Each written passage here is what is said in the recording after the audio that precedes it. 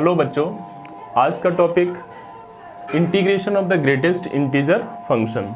ठीक है, इससे पहले जो टॉपिक हो गए हैं वो आपने सही ढंग से उनको तैयार कर लिया है, उनकी प्रैक्टिस कर ली होगी। अब इसके बाद में ये जो टॉपिक है आपका ग्रेटेस्ट इंटीजर फंक्शन का, इसे बहुत सही ढंग से आपको समझना है ये होता क्या है ग्रेटेस्ट इंटीजर फंक्शन। तो मैं आपको बता देता हूँ कि किस तरह से आपको पता लगेगा कि ग्रेटेस्ट इंटीजर फंक्शन क्या होते हैं। जैसे मान लीजिए यहाँ पर लिखा हुआ है 2.01, तो आप देखिए 2.01 ग्रेटेस्ट इंटीजर पूछा है, तो इसमें कितना 2 लिख देंगे। इसके बाद में अगर कहीं लिखा है 2.90, तब भी आप समझ जाइए इसमें ग्रेटेस्ट इंटीजर कितना होगा 2। अगर कहीं बेटा 2.99 लिखा है, इसका मतलब ही ग्रेटेस्ट इंटीजर कितना हुआ 2। अगर कहीं 2.9999 लिखा हुआ है तो भी आप देखेंगे कि ग्रेटेस्ट इंटीजर कितना है 2। समझ में आ रहा है। इसके बाद अगर कहीं लिखा हुआ 3.01, अब आप समझ गए होंगे कि इसे ग्रेटेस्ट इंटीजर कितना बोलेंगे 3। अगर कहीं लिखा है 3.45, देन यूज से greatest integer 3। 3.956, then greatest integer is 3। तो बेटा आपको समझ में आ गया होगा कि ग्रेटेस्ट इंटीजर को हम किस तरह से लिखेंगे। हम ये देखेंगे डेसिमल के बाद और डेसिमल के पहले जो नंबर है इसमें ग्रेटेस्ट कौन सा है, उसी नंबर को हम लिख देंगे। ठीक है, 3.01 आप देख सकते हैं कि ग्रेटेस्ट इंटीजर कितना हुआ 3। 3.45 में ग्रेटेस्ट 3। 3.956 में ग्रेटेस्ट कितना हुआ 3। ठीक है, अब अगर आपके ये समझ में आ गया तो हम एक क्वेश्चंस को सॉल्व करेंगे, इनका इंटीग्रेशन फाइंड करेंगे। किस तरह से करना है बेटा देखिए आप, जैसे मान लीजिए फर्स्ट क्वेश्चन जो आपका दिया है वो फर्स्ट क्वेश्चन क्या है। फर्स्ट क्वेश्चन में दिया है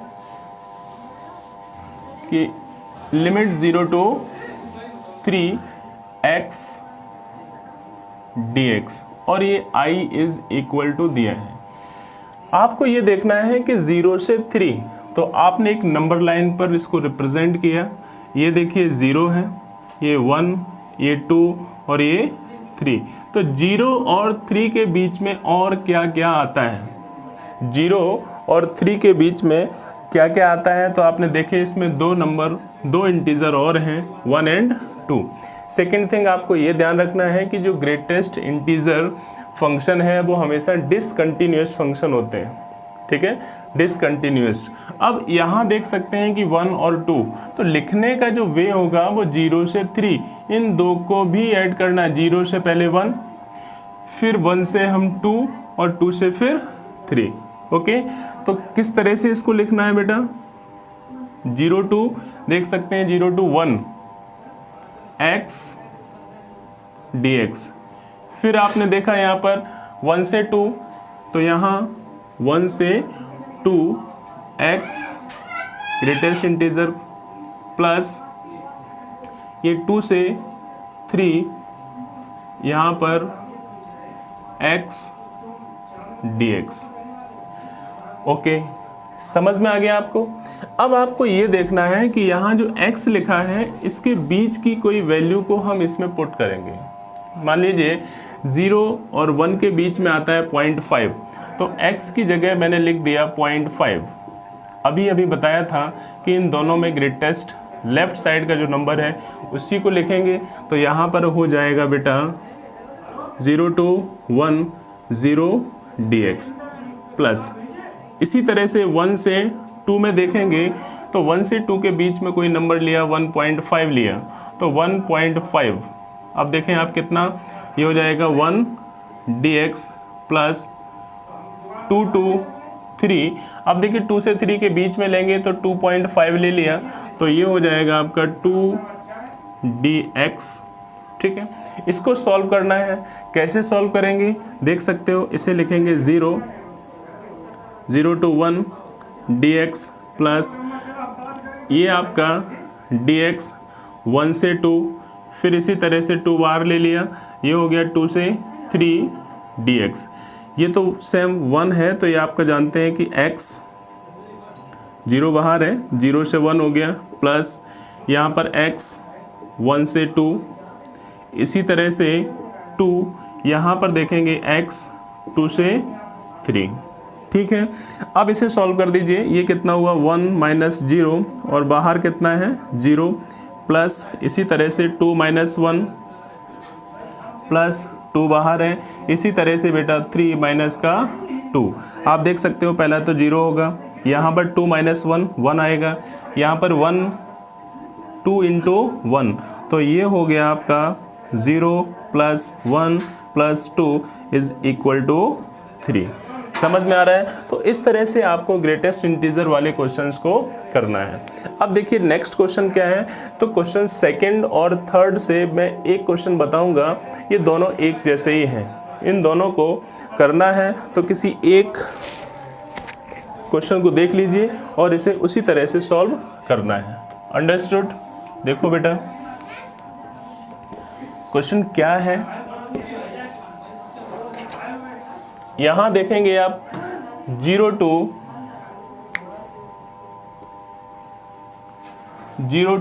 1 2x dx, ये I इज इक्वल टू, फिर आप ये देखो कि 0 से 1 2x दिया है, यहाँ 2x इज इक्वल टू हम लिखेंगे 0 1 2 3 4 5 dot dot dot, means infinite तक लिखते जाएंगे। तो ये सभी क्या है इंटीजर है। अब x की जब वैल्यू निकालेंगे तो x इज इक्वल टू कितना होगा डिवाइड बाई 2, तो ये आपका हो गया 0, ये 1/2, ये 2/2, ये 3/2, ये 4/2 डॉट डॉट डॉट। ठीक है, नेक्स्ट स्टेप में देखें 0 1/2 1, फिर आपका 3/2, फिर आपका 2। क्लियर है? आपको देखना ये है कि 0 से 1 ये हुआ, तो इसका मतलब है कि यहाँ से यहाँ तक जाएंगे तो पहले 0 से हाफ, फिर हाफ से 1 मूव करना है। तो बेटा क्या लिखना है यहाँ पर, पहले 0 फिर 1/2 2x dx, फिर उसके बाद में 1/2 से कितना 1 2x dx। समझ में आ रहा है आपको? अब इसके बाद में फिर वही प्रोसेस स्टार्ट होगी कि इनके बीच का कोई एक नंबर आपको चूज करना है। तो मान लीजिए हमने 0 और 1/2 के बीच का नंबर लिया, मान लीजिए 1/4 लिया, तो ये 2x, x की वैल्यू 1/4 ली, मीन्स इसके बीच की कोई वैल्यू, तो ये 2 इंटू 1/4 कट करेंगे तो आ जाएगा 2, इसका मतलब होता है 0.5। अब आप देख सकते हो कि ग्रेटेस्ट क्या होगा, यहाँ पर इसे लिखेंगे 0 to हाफ 0 dx प्लस, इसी तरह से 1/2 से 1 के बीच में बेटा देखेंगे तो 1/2 से 1 के बीच में कितना होगा, देखिए मैंने 7.5 रख दिया। अगर मैंने यहाँ पे 7.5 रखा तो ऐसा करते हैं, यहाँ पे 0 to 1 है, यहाँ पे 2 कर लीजिए आप, कितना लिया आपने 2, अगर यहाँ 2 लिया तो ये देखें 2 यहाँ से यहाँ तक है, ये आपका हो गया इतना, तो ये कंडीशन, फिर ये कंडीशन, फिर ये, तो इसके आगे और मूव कर देंगे, एक बार देख लीजिए, प्लस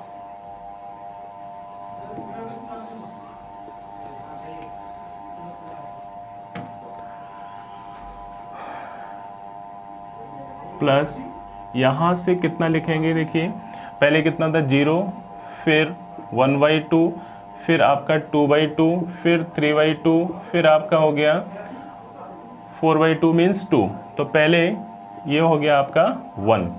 अंडरस्टूड? अब देखो बेटा कि पहले तो 0 से हाफ, फिर हाफ से 1, फिर 1 से 3/2 2x, ठीक है, dx, फिर उसके बाद में चलेंगे, यहाँ पे 2 लिखना है, आगे चलते हैं बेटा, तो ये 3/2 से 2x और dx। ठीक है, कोई डाउट? अब आपने देखा कि ये जो वैल्यू है आपके कितने, 0 से 1/2 0 dx आ गया, इसी तरह से अगर यहाँ पर वैल्यू लेंगे 1/4 ले लिया, और जैसे ही आपने 1/2 से 1 के बीच में अगर कोई वैल्यू लेंगे तो ये कितना, जैसे 2 × 3/4, चलिए 3/4, इससे कट किया कितना आ गया 2, और इसका मतलब होता है 1.5, और 1.5 का मतलब कितना होगा बेटा, आप फाइंड करके देख लें तो यहाँ 1 dx लिखेंगे प्लस, इसी तरह से सेम कंडीशन ये 1 और 3/2 मीन्स 1.5, 1 और 1.5 के बीच का जब नंबर लेंगे तो ये हो जाएगा आपका 1.25 ले लिया, तो 1.25 का मतलब हुआ 2 का मल्टीप्लाई, ये हो गया 2.50, नंबर कितना आएगा 2, तो ये 1 से 3/2 ये हो गया 2 dx plus same as a आप 3/2 2, यहाँ कोई नंबर ले लीजिए तो 1.75 मल्टीप्लाइड बाई 2 ये हो गया आपका 3.5, मीन्स ग्रेटेस्ट जो होगा वो आ जाएगा 3 dx। Is it clear? अब देखो बेटा ये तो जीरो होना ही है, श्योर है, जीरो लिख देते हैं पहले से। यहाँ देखेंगे ये लिखेंगे x, ये 1/2 और ये 1, इसी तरह से इसको 2 बाहर लिया, x ये हो गया बेटा 3/2 और ये 1 प्लस, इसी तरह से 3 बाहर लिया, इसको x 2 और ये 3/2। अब इसको सॉल्व करना है, फर्स्ट वाला तो 0 आ गया, इसे सॉल्व करेंगे तो 1 - 1/2 प्लस, इसको सॉल्व किया तो देखिए बाहर कितना है 2, ये हो जाएगा 3/2 माइनस का 1, सेम एज ए 3, ये भी 2 माइनस का 3/2। आप देख सकते हो कितना बचेगा, हाफ, यहाँ कितना बचेगा 3/2 से, ये 2 × 1/2 प्लस 3, इसी तरह से इसे सॉल्व करेंगे तो ये 4 - 3 1/2, यहाँ देखो बेटा 1/2 प्लस 2/2 प्लस 3/2, बेस सेम है, 3 2 5 1 6, 6/2 का मतलब हो गया 3, तो आंसर आ गया 3। अब देख सकते हैं कि क्वेश्चन नंबर 3 को आप इसी तरह से सॉल्व करेंगे, इसे मैं सॉल्व नहीं कराऊंगा, ठीक है, इस बात का ध्यान रखना, कुछ भी चेंज नहीं करना है इसमें। अब इसके बाद में नंबर आता है क्वेश्चन नंबर 4, सेकंड और थर्ड में कुछ भी डिफरेंस नहीं है, अंडरस्टूड। जैसे ही क्वेश्चन नंबर 4 पर चलते हैं तो ये स्क्वायर वाला थोड़ा सा अलग क्वेश्चन है, कैसे करेंगे इसको, ये देखिए, हर क्वेश्चन को करने के लिए आपको थोड़ा सोचना पड़ेगा, ये नहीं सोचना कि अरे ये तो अलग है, ये नहीं आएगा, every question is very easy for you, ठीक है बेटा।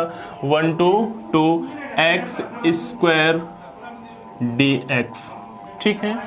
अब आपने देखा कि अभी लिखा था मैंने x square is equal to 0 1 2 3 4 dot dot dot, फिर x इज इक्वल टू 0 1 √2 √3 ये 2 डॉट डॉट, ठीक है।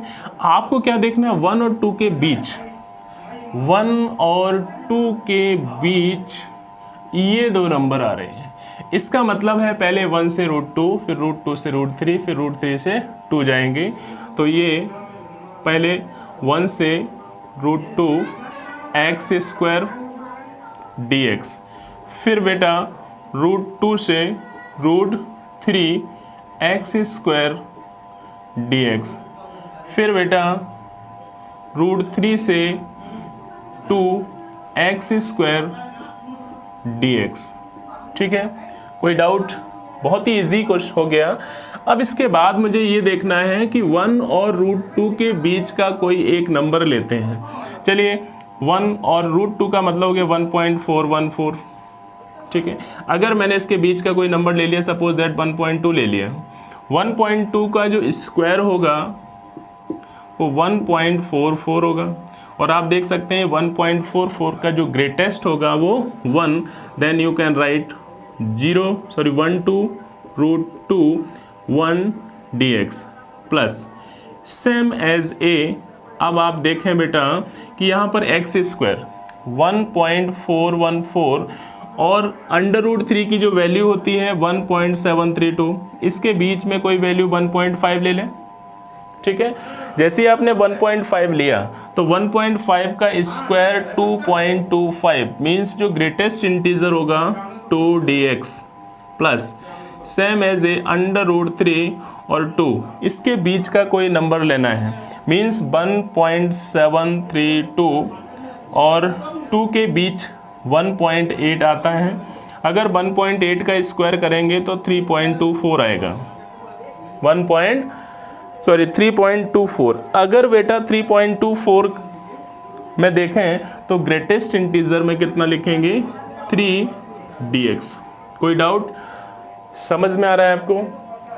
अब देखें बेटा, ये हो गया आपका x √1 प्लस इसको 2, यहाँ पे लिखेंगे √3 √2, इसी तरह से 3, इसको लिखेंगे √3 और 2। अब आप देख सकते हो बेटा कि ये √2 - 1 प्लस इसी तरह से 2 ब्रैकेट में √3 - √2 प्लस 3, इसी तरह से 2 - √3। कुछ गड़बड़ हो गया, स्क्वायर ठीक है, इतना ही लिखेंगे। यहाँ पे कितना हुआ √3। ठीक है, आप देखिए यहाँ √2 - 1 प्लस मल्टीप्लाई कीजिए 2√3 माइनस 2√3 2√2 फिर प्लस 3 2 जा 6 माइनस 3√3। ओके, अब आप टेंशन न लें, ये √2 है, ये भी √2 है। पहले तो आपने लिख दिया 6 - 1, ये 5 हो गया। फिर यहाँ देख सकते हैं आप √2 प्लस का, ये माइनस का है तो माइनस का √2 आएगा। फिर ये प्लस का 2√3 है, ये माइनस का तो माइनस का √3 आ गया। अब इसे आप सॉल्व कर सकते हैं। 5 - 1.414 माइनस 1.732 ऐड कर लीजिए तो ये बेटा 1.414 1.732, ये हो गया 6 4 11 3 3.146। 5 से माइनस करना है तो 5.000, ये 3.146 माइनस कीजिए, बचेगा 4, यहाँ 9 रह गया, 5 यहाँ 9 या 8 यहाँ पर, तो ये आंसर आएगा 1.854। Is it clear? तो इस तरह से देखिए बेटा क्वेश्चंस को सॉल्व करना है, बहुत ही इजी क्वेश्चंस हैं। ठीक है, at last question for you. इसके बाद में एक्सरसाइज के जो क्वेश्चन हैं, ज़्यादा से ज़्यादा इस तरह के क्वेश्चंस आपको मिले, उनकी प्रैक्टिस करनी है आपको। ठीक है, अब देखो जो क्वेश्चन है वो इजी है। आपको लगेगा कि अरे इतना बड़ा क्वेश्चन कैसे सॉल्व होगा, टेंशन नहीं लेनी है आपको। देखिए 5th, I is equal to 0 to π/2 2 sin x dx। आपको मालूम है उसी तरह से जैसे हम 0 1 2 3 लिख रहे थे, तो 2 sin x is equal to 0 1 2 3 4 5 ये नहीं लिखना है, आपको केवल 0 1 2 तक जाना है। क्यों जाना है कि जैसे आप 2 से डिवाइड करेंगे तो ये 0, ये हाफ, ये 1, साइन जो है -1 से 1 के बीच में, ठीक है, इसकी वैल्यू होंगी। तो यहाँ देख सकते हैं sine x is equal to 0 1/2 और 1। अब फिर से वही 0 से लेकर π/2 x निकालेंगे तो आप देख सकते हैं x इज इक्वल टू, तो 0 रहेगा, ये π/6 और ये π/2। तो क्या हुआ, आपने देखा कि 0 से π/2 के बीच की वैल्यू को लेना है। देखिए यहाँ पर हो गया 0 to π/6 2 sin x dx plus यहाँ पर π/6 से 2 sin x dx। ठीक है, अब करना क्या है आपको, इसके बीच की फिर एक वैल्यू लेनी है। तो ये π/6 का मतलब होता है 30, तो आपने 0 to π/6 यहाँ पे देखा 2 into π/6, अगर π/6 लेते हैं तो ये 1/2 आएगा, कैंसिल हुआ तो आएगा 1। तो आपको मालूम है कि अगर हम 30 से कम की वैल्यू को लेंगे तो सिंपल सी बात है 1 से कम आएगा, और 1 से कम आने का मतलब यहाँ 0 dx plus same as a π/6 और इसके बीच की जो वैल्यू लेंगे 45 ले लिया, तो 2 इंटू साइन 45, साइन 45 का मतलब हो गया 1/√2, कट करेंगे तो ये √2 आ गया, इसे लिखेंगे 1.414। तो ग्रेटेस्ट जो इंटीजर होगा इसमें 1, तो π/6 से π/2 1 dx। Is it clear? इसकी वैल्यू तो 0 ही आएगी बेटा, प्लस इसे लिखेंगे x π/6 और ये π/2, ये कितना हुआ π/2 माइनस का π/6, सॉल्व किया 6, ये 3π माइनस का पाई बचा 2π/6, कैंसिल किया 3, तो आंसर आ गया π/3। अंडरस्टूड? तो इस तरह से बेटा ग्रेटेस्ट इंटीजर के जितने भी क्वेश्चंस हैं आपको करने हैं और ज़्यादा से ज़्यादा आपको प्रैक्टिस करनी है, ठीक है? तो जितनी ज़्यादा प्रैक्टिस होगी उतने ज़्यादा आपको क्वेश्चंस करने में प्रॉब्लम नहीं आएगी। बुक से क्वेश्चन कीजिए, कुछ आपको एक्स्ट्रा क्वेश्चन मिल जाए उन क्वेश्चंस को कीजिए, ठीक है? ओके बेटा।